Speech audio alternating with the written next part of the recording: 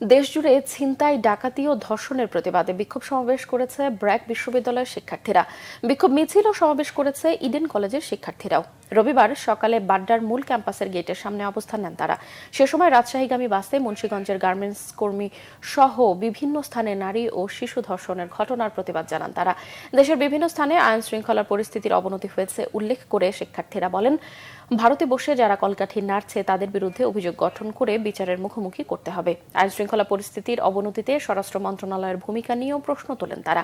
এদিকে সকালে সংক্ষিপ্ত মিছিল নিয়ে ইডেন কলেজের ২ নম্বর গেটের সামনে অবস্থান নেন শিক্ষার্থীরা।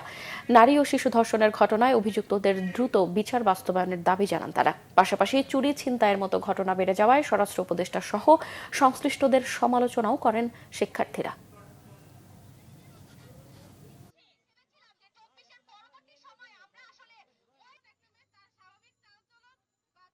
বাসা থেকে বের হতে, এই যে বাসা পর্যন্ত যে যাওয়ার যে যাত্রা ভার্সিটি থেকে, আমরা এই জিনিসটাতে ভয় পাই। এই ভয়ের জন্য আমরা জুলাইয়ের আন্দোলনে নামি নাই। আমরা সুরক্ষা চাই, আমরা নিরাপত্তা চাই দেশে। এত বড় একটা ঘটনা ঘটে যাওয়ার পর রাষ্ট্রের প্রধান দায়িত্ব ছিল এই ঘটনাগুলোকে অ্যাড্রেস করা এবং তাদের যে অপারগতা সেগুলো স্বীকার করে বিচারের আওতায় আনা, ন্যায় বিচার প্রতিষ্ঠা করার জন্য যথার্থ আয়োজনগুলো নিশ্চিত করা।